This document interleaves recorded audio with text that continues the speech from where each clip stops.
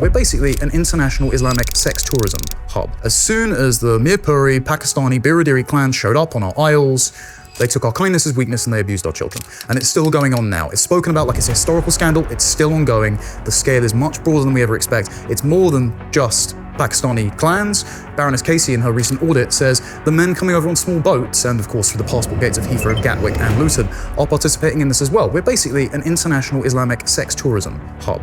And the word racist was used to shut down that truth for a very long time. Potentially one of the most radicalizing videos of a politician that I have ever seen. By 2063, Britain will be minority white British. Is that a concern of yours at all? I'll be long gone, put it like that. No politician has properly answered that question from Edgington yet, and someone needs to. We need to avert course now. And that means a comprehensive policy of remigration. It means not just tackling illegal migration. Those are in hundreds of thousands, sure. The majority of the British public underestimate net legal migration by a factor of 10. They think it's 70,000 a year. Last year, total migration was over 800,000. We are the recipient nation. We're the blank canvas upon which other cultures are poured. We are, as Eric Kaufman once said, the host of the World Fair. You don't get a booth, you just have to be happy that you're hosting. Tribalism is all around us, where identity politics is being played at our expense, and we're the one group that's not allowed to do it. If we don't want to end up in South Africa or Lebanon, we need to deal with this problem now, in a peaceful and procedural fashion that doesn't end in ethnic conflict. Who should we deport in terms of categories? All legal migrants, yes. All foreign criminals, yes. All foreign nationals or people born abroad who are net benefits recipients. You shouldn't be able to come over to a country and impose yourself on its benefit system and just extract. The mainstream media would refer to you as a white nationalist. Dad, what did you do to help out the state of the country that's in now? And I'll either say, I tried to make it better, or I played a part in fixing it. And anyone who throws a slur at me and tries to stop me from doing that, well, I'm not bothered.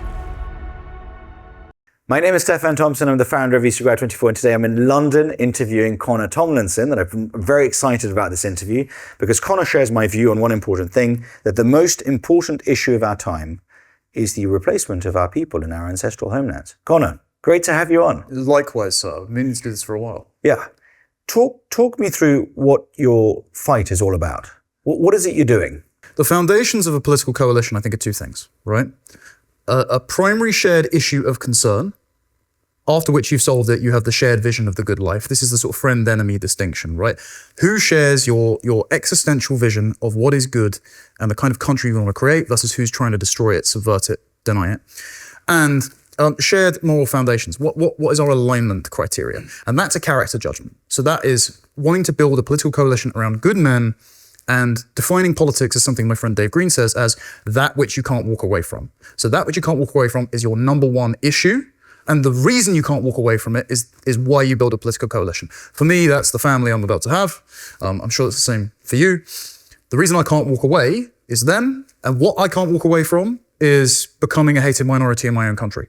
Becoming a group that is mistreated by the current minorities that will become a pluralistic majority when we treat them very well, because we do not share the same moral priors. We don't share the same Christian heritage. We don't share the same individualistic outlook by temperament, by habit, by family structure.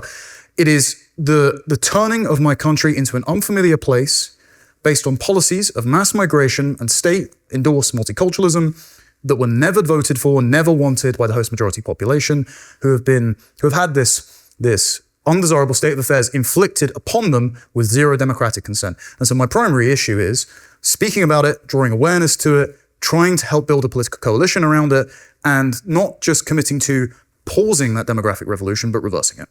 Your detractors and the mainstream media would refer to you as a white nationalist and as a white supremacist in some cases. What would you describe yourself as? What are you, Connor? Reactionary Catholic Zoomer is in the bio in that order. Okay, let's pick apart the slurs. I mean, on one level, you should always respond to those terms with "I don't care." That's what Rupert does, and it's not just that those terms are so tired now because everyone and their dog has been called a Nazi. It's because those phrases are the conversation shutdown buttons that have covered up for the worst and most heinous and optional crimes that have been inflicted in our country for decades, the most prominent one being the Pakistani Grooming Gangs scandal. Millions of girls abducted, abused. Do you think it's millions? You use the word millions. Do you think it's millions? The estimate by Sarah Champion in Rotherham in 2017 was hundreds of thousands. So we have... Around the country? Yes.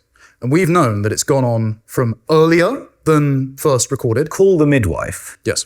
In one of the early books, which was probably written in the late 50s, there is a reference to Pakistani grooming gangs, which I think is an interesting side detail, which suggests it was much earlier if it was written as early as that. There are newspaper headlines of individual crimes happening in Canterbury, for God's sake, in the 50s. So as soon as the Mirpuri, Pakistani, Biradiri clans showed up on our aisles, they took our kindness as weakness and they abused our children. And it's still going on now. It's spoken about like it's a historical scandal. It's still ongoing. The scale is much broader than we ever expect. It's more than just Pakistani clans. Even Baroness Casey in her recent audit says the men coming over on small boats, and of course through the passport gates of Heathrow, Gatwick and Luton, are participating in this as well. We're basically an international Islamic sex tourism hub. And the word racist was used to shut down that truth for a very long time. The current Labour government have still been trying to do that, despite members of their front bench, like Bridget Phillipson, sitting Education Secretary, sitting on the Home Affairs Select Committee that produced the report on the grooming gangs back in 2013 that admitted all of this, the ethnic disparities, the ways that racist was used to shut down the conversation. They knew about it decades ago and they're still using the same shibboleths. So I reject those terms. One, because I know in my heart of hearts what I believe. I just want a future for my family and the extended family of families that constitutes a nation. I'm not doing that on the basis of skin color. I'm doing that on the basis of heritage, a shared vision of the future, the belief in good and evil, the belief in our preferences and prejudices that we have inherited as Englishmen, as British people more broadly, because we'll make some allowances for the Celtic peoples, even though they don't like us very much. I'm half Irish, so maybe I'm making special dispensation there. But my number one principle when I'm met with such accusations is to say, I don't consider you a moral authority because we don't share the same vision of a good country. And you care more about looking like you're a good, sweet little anti-racist. Meanwhile, you're ignoring all of those crimes that never should have happened. You don't want to address the problem. You don't want to reverse this. You don't want to keep children safe. And so anyone that throws that slur at me, I only value the opinions of my friends, my family, my wife, and my future children who will eventually look at me and say, Dad, what did you do to help out the state of the country that's in now? And I'll either say, I tried to make it better or I played a part in fixing it. And anyone who throws a slur at me and tries to stop me from doing that, well, I'm not bothered. What is an Englishman? Someone with English heritage. And what is a British person? Someone who has English, Scottish, Welsh or Irish heritage. Anyone outside of that is someone who is half English, for example, and half Polish. Yeah, they're half English, half British. Is that a British person? Yeah, they can be considered British, yes. It would become a question of loyalty then, as it's an element of where does your heart reside? Is it with your English side of your family or your Polish side of your family? But those edge cases are interesting, don't be wrong. But just as we say, they are fringe cases. I'm aware of this. So this is just me asking out of sheer curiosity where your position lies on this. Yeah. So I would consider that person, one of my kin, one of my countrymen, because by heritage they have a rightful claim to say they're English. It's like Ben Habib, half English and half Pakistani. If he says, look, I'm an Englishman because my mother is English, I've lived in England, I've grown up in England, and my patriotic allegiance is with England over Pakistan, then I'll say, okay, you're an Englishman. But that doesn't mean that anyone from anywhere can self-identify as a member of our heritage. They might become, in very edge cases, like members of our tribe, right? Our friends and family. So I suppose the question would be to this, again, this is not what I want to focus on because I don't think this is that interesting, but say a family of Frenchmen who's been here for 3-4 generations, no longer speak French, have no attachment to France, would they be English? Does he have any English heritage? Or have only French people been marrying French people in Britain for generations? Yeah, I suppose. Yeah, that makes sense. It doesn't mean he's not a decent person. It doesn't mean he's not a patriot. No, of course, it's not a moral judgment. And that's merely, the important thing. It's merely a judgment of... The reason I keep reiterating that is because people often make it moral because we have taken, because we love, even like Liberal Democrat and some Labour voters who are acting against the interests of the country, on default, privilege their own culture, their own preferences, their own presuppositions as better than everyone else. And so the moment you say this person isn't English, like the moment you say like Rishi Sunak is not English, they go, you're saying Rishi Sunak is evil and he needs to be deported tomorrow. Now, I don't like Rishi Sunak. I think he was a terrible prime minister. Shouldn't have been prime minister. And I think it's very conspicuous that he elect 250,000 Indians in every year while celebrating Diwali in Downing Street. Nevertheless, I'm not saying that Rishi Sunak isn't English means Rishi Sunak is a bad person. I'm saying Rishi Sunak's actions make him a bad person. But even these sort of progressives, because they take as given that their culture is best, they think that you excluding them from consideration as being one of us on ethnic grounds is excluding them from consideration of being part of that superior moral club, that cultural club. And that's not necessarily the case. You do have those edge cases from other civilizations who do, quite literally marry into the tribe, who adopt our way of life. And way back when we were like 95% white British, we could say, you're basically British. You're basically one of us. And that was fine. That worked. But if you want to get back to that place... But it was because of the low numbers. It was because we had demographic security.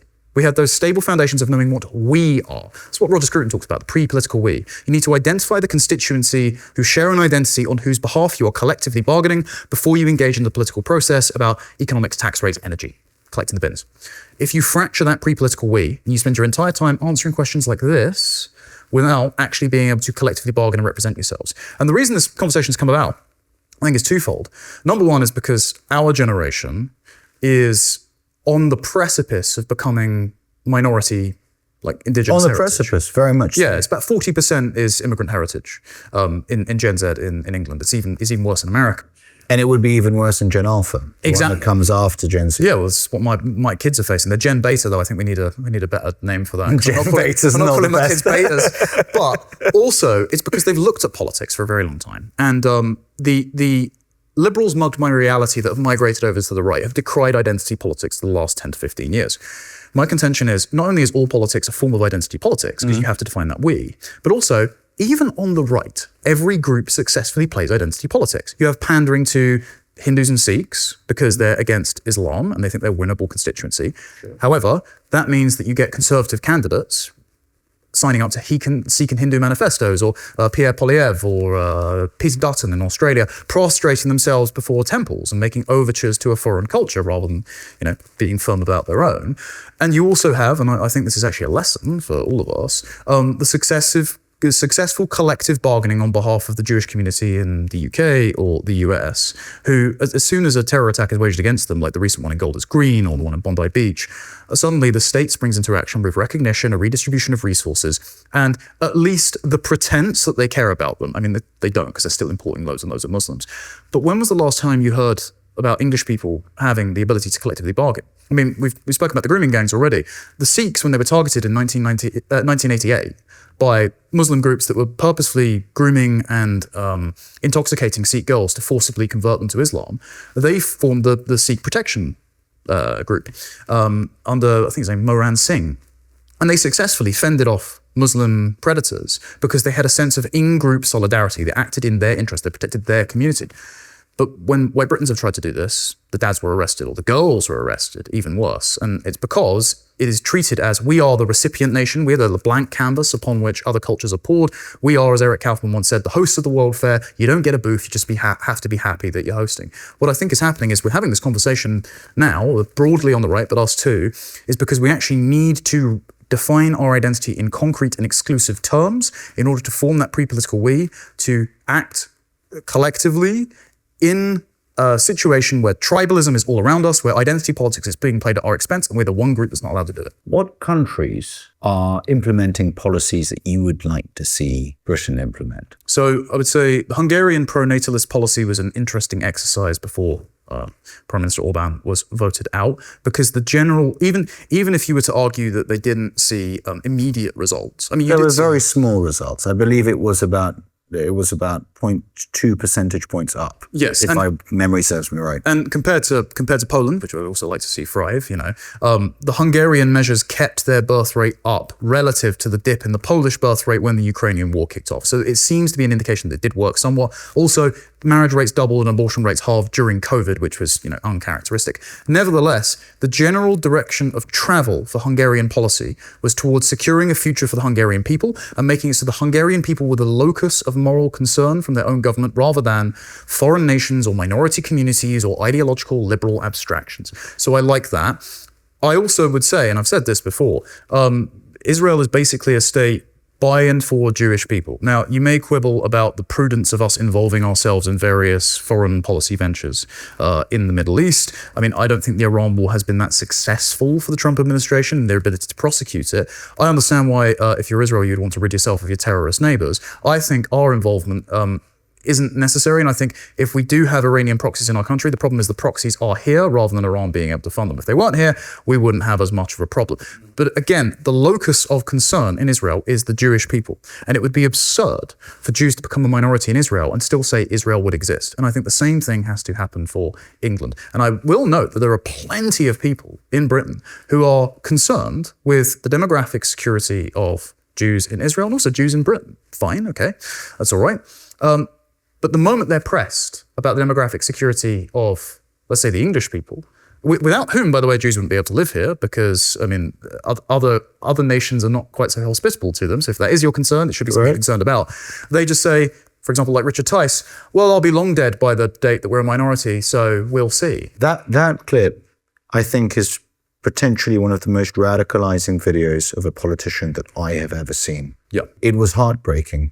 In fact, I'm almost sad thinking of the video, and I'll make sure this video is inserted here. I think it was Stephen Edgington who was asking him about it. And he predicts that by 2063, Britain will be minority white British. Is that a concern of yours at all? Yeah, I don't think that's I haven't seen those predictions, and 2063 is a long way off. But it's a few decades. Yeah, it's a few decades. Well, it's I'm trying to do the maths quickly in my head, but it's in most people. I'll be long gone. Put it like that. No politician has properly answered that question from Edgington yet, and someone needs to. But my personal experience of this was I had a debate with Michael Gove on The Spectator, which has never seen the light of day because Freddie Sayers made sure it wasn't released. And one of the questions I asked him, I said, it was midway through the discussion, look, Michael, I don't get it. You were one of the longest serving cabinet ministers in the last Conservative government. You held pretty much every position you wanted except for Prime Minister. You wrote not just Celsius 77 after 7/7 bombings, a textbook on how Islamic migration has produced terrorism, predominantly among second-generation British-born Muslims that are hypothetically integrated, and instead they cocoon in their own sectarian enclaves, double down on resisting fitna, and then wage jihad against our society as a perennial temptation, as something impure and unclean. You not only recognize that, and then decide to say diversity is our strength, and then went along with the promotion of Muslim politicians in the Conservative Party, the creation of the Don't Look Back in Anger department in the Home Office, that stages the planned responses after terror attacks, including the Manchester Arena bombing, to deflect blame away from Islam and immigration. But for those who don't know, the Manchester Arena bombing was a bombing at Ariana Grande's concert, in which mostly little girls, teenage girls, were the victims. Yeah, and there were about 20 casualties, and the security guard noticed the bomber, who was from Libya, walk in, and he didn't challenge him. Refused to identify him because he was worried he'd be racist. Exactly. But right? he did actually notice him. Yes. Which makes the whole thing even that much more horrific. Yeah, and where racism really was the desire to not be racist ended up in the deaths of 20 random children who went to an Ariana Grande concert. Same with the Grooming Gangs, same with Southport. The teacher was told not to profile Aksarita Kubana as a young black boy with a knife, and so the state authorities did nothing, Prevent did nothing, they let him slip through the net, and then 3 girls are dead and 11 more people are traumatized. Michael Gove and his government was responsible in building that climate of fear, that taboo of racism. They funded Hope Not Hate, for example, which has smeared me. I'm sure they've smeared you at some point. But I said to Gove, okay, you've done all of that, so you should know better. You should also know better because he wrote a cover endorsement from his review of the book in the Times when he's still a journalist, for Yoram Hazony's book on Israel in the early 2000s. And he said, this answers the ideological questions of our age. And Yoram Hazony is a self-identified Israeli ethno-nationalist. Now, I don't use that term. I think actually it's a kind of redundant term because you can't separate people and culture. I don't think that means you need to be rude or mistreating people of other heritages, but it means that you don't have a country without the majority of the people after whom that country is named after being the constituent parts of that country. And I put it to Michael Gove and I just said, well, why does Israel get to have that and we don't? And the discussion was hurried swiftly on and the discussion was buried. But this question must be answered by the self-appointed centrist, civic nationalist centre-right. It's, why do you see a successful model of nation state for the Israelis and you dedicate a lot of our domestic politics to defending it, to promoting it, to ensuring the continuity of Jews in Israel, but you're totally indifferent to the disappearance of your own nation and your own people. It just can't stand. Why do you think that on the right there is a rise in anti-Semitism and general dislike of Jewish people, even though from this conversation it sort of appears that I look at Israel as a in many ways a model state with many of the policies that they have, strong border policy, very strong sense of identity. I think the IDF and 2-3 years of young people being formed, trained to fight for their country, trained to love their country. And there is an educational department in the IDF which teaches them about what their country and what their identity is. I think all of these are virtuous things that I would like to see in European countries. Why do you think there is a rise in anti-Semitism on the right and the hard right? So my attitude to Israel is like slightly different in that I visited, nice people. I was very grateful to see the Holy Land before they were bombed to rubble, unfortunately, because that's an increasing likelihood given the tumult in the region. But I see it very similarly to Japan. Like I like visiting, I wish them well, but I'm not going to be a Japanese nationalist, despite them being our greatest ally. And I do admire some policies. Like, for example, I think we should have an Anglosphere right of return.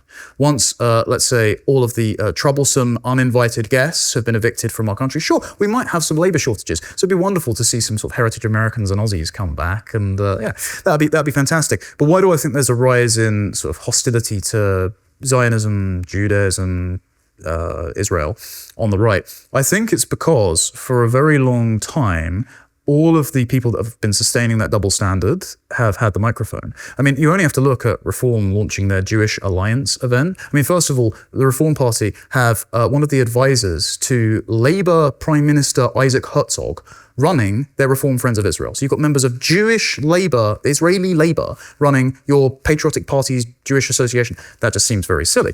But when it launched, there were tons of attendees there that were planted protesters. And they were saying, if you want to deport anyone, you're basically going to persecute people like my parents who are kids on the Kindertransport fleeing the Holocaust. And it's like, actually, I don't think the Albanian criminal who doesn't want to go back to Albania because his son doesn't like chicken nuggets, I don't think the And that is a real case for the viewers watching this. Connor's referring to a real case of that is one of the most insane cases of no deportation. One of the most insane ones, for example, and this domestic Jewish activists should take note of this. One of the most insane ones that happened earlier this year, there was an Iranian ISIS supporter who came to Britain, launched an appeal to get asylum, holidayed in Iraq. The British government went, well, we're not really sure about you, actually. You might support terrorism. So then he left. He then came back and applied again. The Home Office said, you have an Islamist mindset and we're not going to let you stay. But then they also ruled we can't deport you because you might be mistreated in Iran. So he's just here indefinitely in legal limbo. And we're paying for the accommodation for Islamic terrorists. Okay? If you're concerned about Islamic terror attacks on Jews, you should want to repeal every single law and kick every single judge out of a senior position that is allowing such people to stay. And unfortunately, the political organizations like the Board of Deputies or like, let's say, like Labour Friends of Israel or even the Conservative Friends of Israel don't want to abolish those laws. They insist that those laws must stay on the books because hypothetically, if those laws weren't there, their parents would have been turned away. And I'm sorry, you have to stop looking at international law or liberal values as the guarantor of security of given peoples. Instead, it's relationships between peoples. And if you can have a friendly relationship between one people that you can't with another, recognize that fact, recognize that the continued dominance, the ownership of a country by its people is the future of your security in that country if you want to stay there, and make a pact with that people and get rid of any law which stands in their way. And what's also really frustrating for lots of people on the right is not just you can't have what Israel has. It's not just that you have to accept infinity migrants because my parents who actually were refugees would have been turned away. It's also the idea that the likes of Danny Finkelstein have openly pushed for of fighting anti-Semitism and Islamophobia. Prince Harry has just done an article today saying they need to push back on both simultaneously. The Soros family are funding international ventures to fight anti-Semitism and Islamophobia. Sorry, mate, have you looked at the Hadiths? Have you looked at various verses in the Quran? Have you looked at the Hamas Charter? Because they actually really believe this stuff. And it's not the far right that's going around stabbing people. You might have some people making some edgy jokes online, okay? Sure, it might be crass. Some Jews find it funny, to be honest, but they're not going around stabbing you and blowing you up. Islamic terrorists are, and the more Muslim migration you have, the more organically jihadists read their book very, very seriously and act upon it. And so I don't think we should keep laws on the books that import vast quantities of populations that are more likely to hate you and kill you in the hopes they don't read their own text too closely and take it seriously. So you think it's really this perceived double standard that was really frustrating people on the right, that it's not an anti-Semitism of we just hate Jews, but it really is a frustration with a certain double standard that in that sense Jews are sort of being perceived by the right? I'm sure there are some people that just have a pathological hatred of any group, right? Sure. And they'll ankle on Jewish people. For example, you see the exact same thing in the left under the Corbyn years, now under the Green Party, despite their leader. However, I think there are a large number of people. I'll use an anecdote from the trip that I went on to Israel. I was talking to some people, and I said, look, you have to understand that any activity in Gaza is eventually going to displace people, right? And if you are indifferent to where they go to, if you don't have like a regional security plan to insist that neighboring Muslim nations that so care about the plight of Palestinians don't take them in, then what's going to happen is the treacherous governments of Europe are going to take them in and inflict them upon the populations that don't want those people there and would otherwise maybe be sympathetic to your cause if they weren't receiving these people like a punishment as a result of your defense of your country. And the attitude I got was, yeah, we get that, but. And it's like, right, okay. If you want people to sympathize with your plight, this is the wrong way to go about it. Because basically you're punishing patriots, whereas the traitors that run their governments are overjoyed about the ability to give charter flights to students from Gaza on full scholarships that are eventually going to get engineering degrees and probably be the likely perpetrators of suicide bombings. I'm half South African, and in many of the conversations that I have, I bring up South Africa and the way South Africa has gone. How likely do you think a scenario of what some people on the online right refer to as South Africanization, or of the world being turned into sort of a global favela, the Western world being turned into a global favela? How likely do you think that scenario is? Do you think it's inevitable? I don't think it's inevitable. I think that because politics is a matter of that which you can't walk away from, and building political coalitions is a matter of selecting based on courage, that you can build a sufficient coalition with men who are courageous, who know what must be done, who implement it, who execute it, and with the wailing and gnashing of teeth of the people that would like to continue on our current course and basically turn us into a scene from the camp of the saints, just respond, I don't care. I think it's possible, but our time's running out. And I think South Africa is a good model, and it's also good to remind people who think accelerationism is the way to go. There were many Afrikaner accelerationists in the late 80s, early 90s. Yeah, and there are still liberals in South Africa.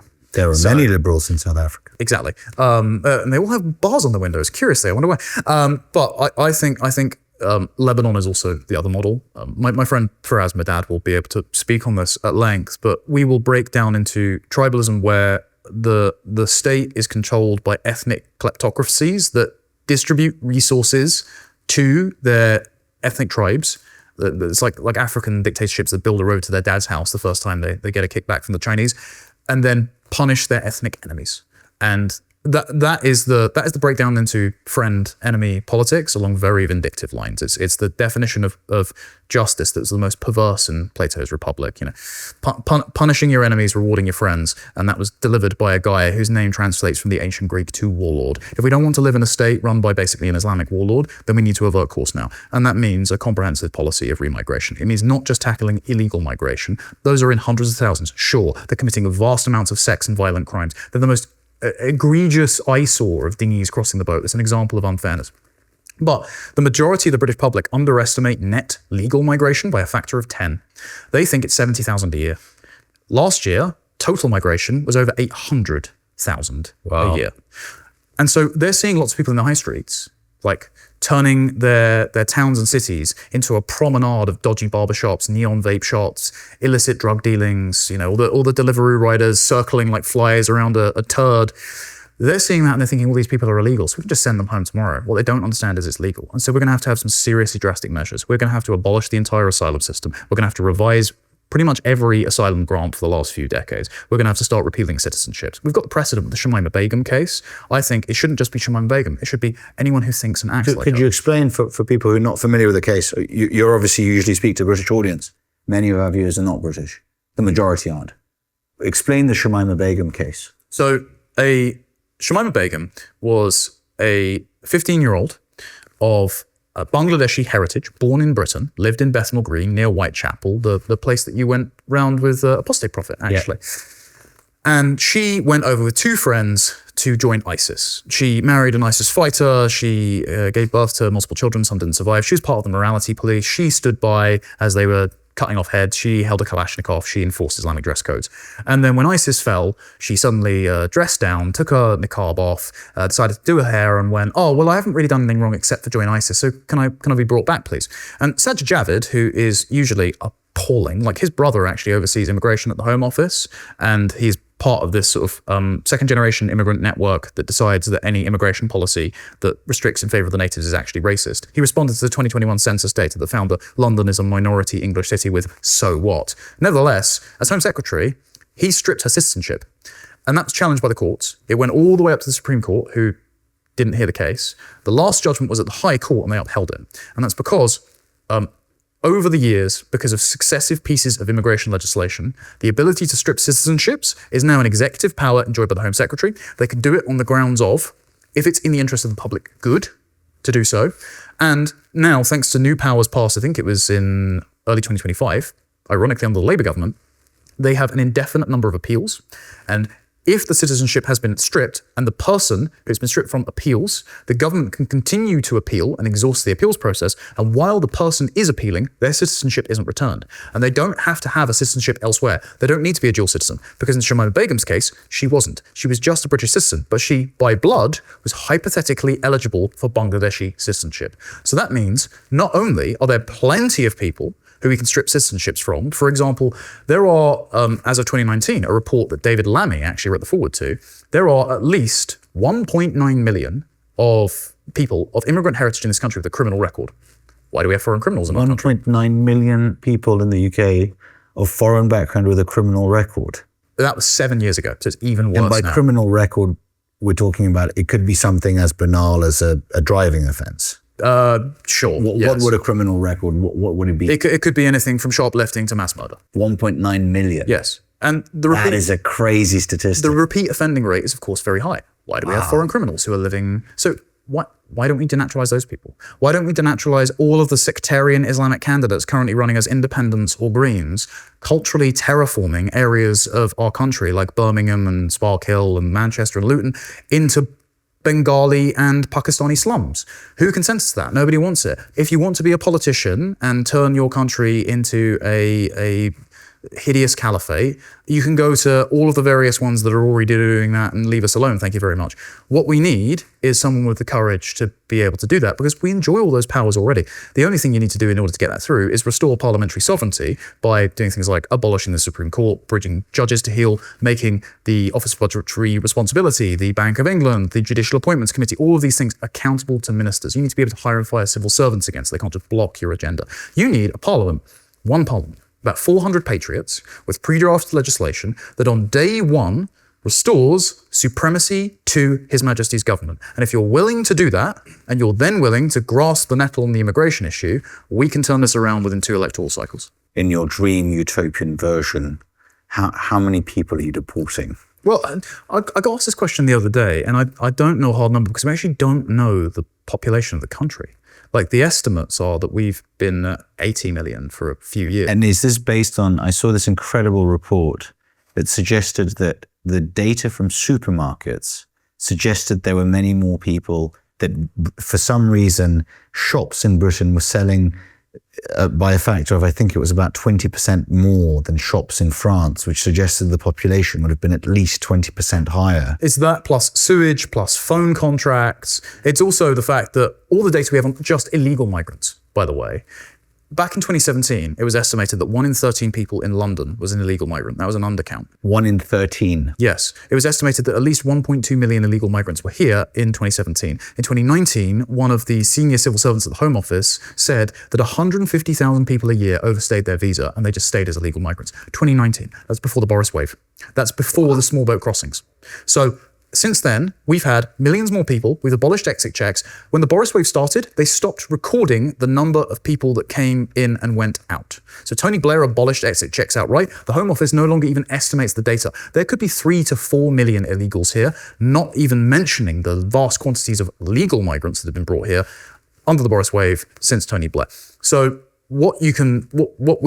in terms of how many people we would want to get rid of, we have to talk in terms of principles and categories, not hard numbers. Like we can say we can aim for a demographic security of like 90 to 95% white British, because that would allow us to accommodate our foreign friends that we'd like to stay. It would restore a sense of self. But I almost don't want to put like hard percentage criteria on there, because then you're basically turning yourself into a Singapore situation. And Lee Kuan Yew actually wanted to emulate Britain. We shouldn't get Britain back by becoming Singapore, which is just a carbon copy of Britain. Instead, I would say, who should we deport in terms of categories? All legal migrants, yes. All foreign criminals, yes. All foreign nationals or people born abroad who are net benefits recipients. You shouldn't be able to come over to a country and impose yourself on its benefit system and just extract. Anyone who is like the Egyptian terror supporter El Fatah. If you have expressed support for a terror group, or you have been like an Islamic sectarian candidate, no, gone, banished. We should bring back banishment as a concept. And then after that, we should start whittling away via incentives, people who just do not belong here. So we should be prescribing certain behaviors, like banning non-stun and non-lethal stun slaughter. So halal, gone. We shouldn't not only be approving new mosque and Islamic centers, we shouldn't only be stripping away charitable status from any faith organization that isn't Christian, because we're a Christian country, though someone should probably tell the Anglican Church about that. We shouldn't have mosques in Britain. Now, me saying Not that, one? No, me saying that could get me arrested. But we shouldn't have mosques in Britain. What about if indigenous, again, an edge case, but indigenous British people, English people who've converted to Islam? A famous example being Quilliam, of course. Yeah, the minority of traitors, of course. We can't necessarily go door to door and persecute thoughts in people's heads. You shouldn't be able to register as a mosque. That just shouldn't be possible, right? If someone's using their home for like a private prayer circle, would you allow synagogues? This is the principle of befriending peoples, right? Jews have been here for a few hundred years. There have been synagogues here for a few hundred years. There is a social system that has allowed them. They haven't caused much trouble. That being said, if we're going to ban halal, we're going to have to ban kosher. If we're going to ban various practices like FGM, I think we should ban infant circumcision. I don't think that's correct.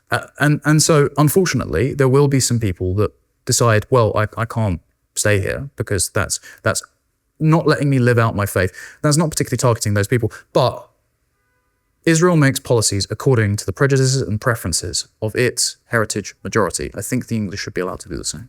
I'm a Roman Catholic. I'm assuming you're an Anglican. Roman Catholic. I guess. There's no Anglicans in this. So Connor, you would allow, because in an Anglican country, you'd allow Roman Catholic churches. Because we were Catholic before Henry VIII. That is also true. That is actually that's a very compelling point. Yeah, exactly. And also, not being funny, the Anglican Church as well is almost like trying to prove its own abolition. Now, I'm not agitating for that, but if you look at the demographics of like lads our age, we're outnumbering the Anglicans 2 to 3 to 1. In part due to mass migration. No. Really? Is that not the case? No, there is Is it not that the Roman Catholic Church has seen a massive rise because of migration from Central and Eastern Europe as well as Catholic African countries? There's a really, the interesting study that found that demographic is the Quiet Revival study. And there's a couple of factors here. The last 2 Easter vigils have seen conversions of predominantly young white British men as their largest cohort. The same thing happened in France. It's young French men. And also, there is a subsection of that report that originally came with the Quiet Revival statistic, and they've got a whole subsection that says, is this due to migration? In short, no. It's driven in part, but a lot of the migration is coming. Obviously, there's a lot less Poles coming over now anyway. Lots of them went home. But a lot of the migration is coming from Africa, and they're mainly going towards these sort of charismatic churches. So the Catholics, besides a few priests that are obviously coming over on missionary work, like my priest is from formerly Rhodesia, what a betrayal. He's a Rhodesian or he's a Zimbabwean? He's a Zimbabwean, but you know, Rhodesian. We're still saying that. Besides that, you're not seeing a lot of congregation growth purely from that. And also the encouraging thing is as well, if you look at the disparity between Anglican and Catholic birth rates, I mean, in terms of Christianity in the country, the future is Catholic. And also if you just look at party political breakdown, there's a really interesting thing going on the right at the moment, which is that most of the lads around Restore Britain are Zoomer Catholics. Other than Lewis Bragport. He's Orthodox, but we'll keep bullying him. But if you look over at, let's say, Reform, who have got a new Christian denomination branch, they're sort of wet evangelicals. They're people like Tim Montgomery, and I'm not trying to insult these people because I've had cordial interactions with them, but he was very pro-gay marriage in the Cameron era, and he's not even opposed to Islam. You've got Danny Kruger, who says, we're a sort of pluralistic country, and as a Christian and as a liberal, we have to let everyone else practice their faith, because I'm in favor of people being religious. And it's like, okay, what religion? What book? Do they believe in your vision of the good? No, then how do you actually propagate your vision of the good if you're not willing to be exclusive and sort of enforce it through at least argumentation or preferential policy? And all of these things mean that the Anglican Church cannot guarantee its own political influence, its own cultural cachet, especially when you've got the new Archbishop of Canterbury, who in 2018 described her role in the church as subversive. I believe her. Versus, Catholicism's growing politically, it's growing culturally, it's growing demographically. Do you think that the policies that you advocate for can be implemented in the UK in a peaceful way? I think if you don't, and this is not me issuing a threat, it's issuing a dire warning, things will get very, very ugly. I think they can be done largely peacefully, and you can also minimize the friction. So an example of how you don't do that is Reform's latest policy to put migrant detention centres in green areas. It looks punitive, it looks vindictive. The implied threat there is, yeah, we know these guys are migrant rapists. Why don't we put them in areas where young women disproportionately vote green and they can get a taste of their own medicine? Immediately you go, why are you doing that? Isn't that putting people in danger? They go, well, they're not going to leave the detention facility. And it's like, okay, then why is it punishment? You're kind of conceding that. But the reason the policy doesn't work is because green areas are largely university towns and dense urban places. So for example, Greenwich will probably flip green. Central London. How are you going to put a migrant detention centre in central London and not have a Minneapolis situation? A situation like we saw in Scotland, I think it was in 2021, when 2 Sikhs were meant to be deported and a bunch of progressive activists, obviously funded by the state, laid down in front of the vans and the 2 illegal migrants were let go. You're maximising the potential for bad press coverage, activists interfering with the deportations, and you backing off, which has unfortunately happened in the States. And I've got lots of friends in the Trump administration who want to get back the mass deportation agenda, but there's not much of an appetite for it ahead of the midterms or the presidential primaries. So we want to minimize the level of friction. I would say we can do it more peacefully by locating them to remote brownfield sites, by putting them on disused military bases, which have their own runways, which we can do their own charter flights on. So we're not reliant on an airline that is being pressured via boycotts and all sorts of bad press campaigns. But if we don't do this peacefully, I haven't said this publicly yet, but I have been ruminating on it.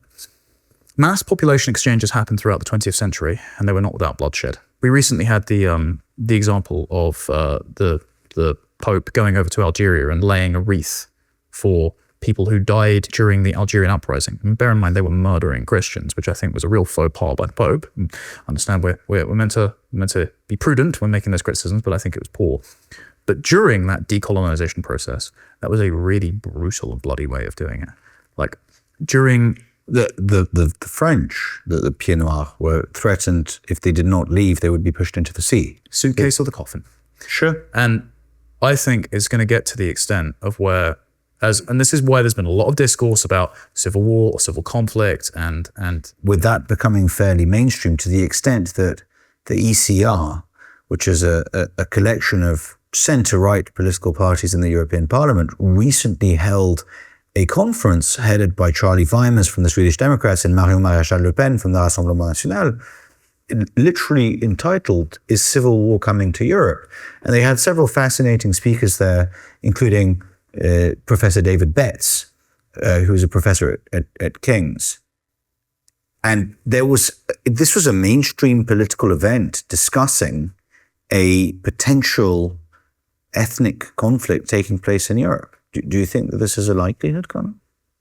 I will take Betts' warning seriously because I think he is much more credentialed to make such projections than I am. And the fact that he's making those projections, the fact that Dominic Cummings is making those projections, and the fact that Colonel Richard Kemp, former head of Cobra, is making those projections, all independently of each other. When I interviewed Richard Kemp, he didn't know who David Betts was. He'd just come to that conclusion on his own, looking at demographic data, looking at counterinsurgency, and all the things he'd warned the government about and that weren't doing anything about. The fact they're all warning about it means that it's a real threat. And what I'm saying is we should want to do this in a way which doesn't disgrace us. Because I look over at Germany, for example, and I don't think the present German generation should feel any guilt for the atrocities of the Holocaust. I don't think they should forget lessons, but I don't think they should have a collective guilt. I don't think their entire German identity should be defined by erasing German heritage so that they don't magically become Hitler under completely different circumstances. I think we need to do this in such a way that doesn't, of course, arouse the resistance of local activists, but also it would be much preferable to do this without bloodshed.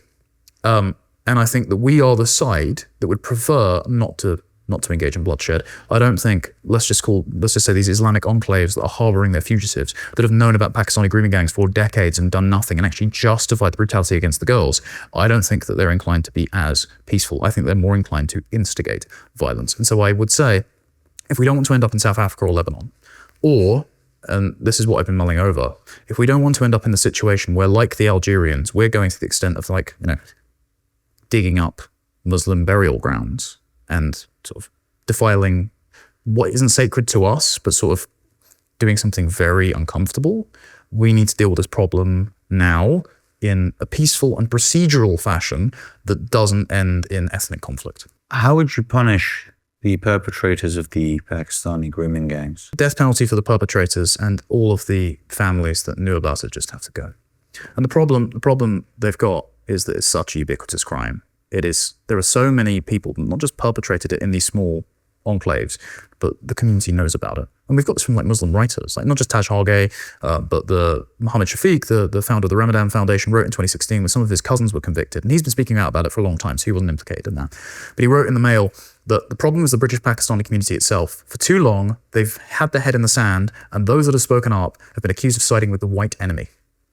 These people know what they're doing. Like Yasmin Alapai Brown, who is a demented leftist Indian Muslim who just constantly shrieks about the far right. She's already written a piece about Tommy's March coming up. Well, 10, 15 years ago, she was interviewing the wives, daughters, family members of the perpetrators. They themselves were abused by their own husbands, brothers, and that. And when she said, do you not feel sympathy for the girls? And I went, no, by Allah, how they dress, they bring it on themselves. We can't have these people here.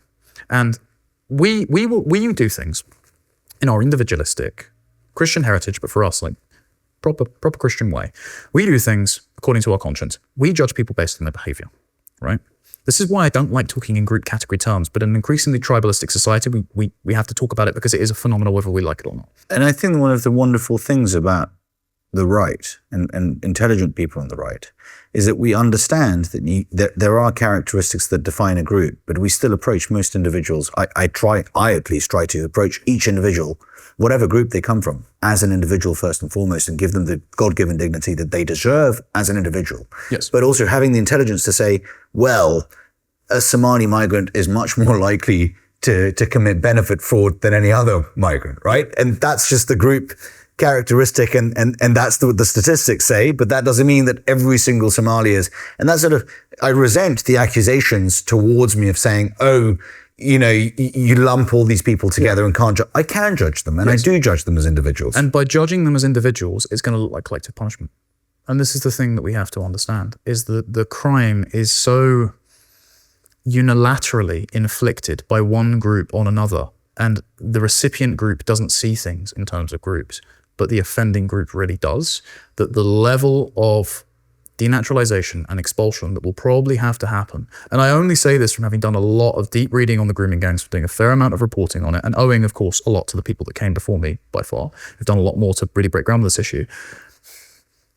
I'm not comfortable with it, but we're probably just going to have to suck it up. And it is going to be on the basis of behavior, but it's going to be so large an exodus that it's going to look like a sort of 20th century expulsion. Connor Tomlinson, thank you so much for your time.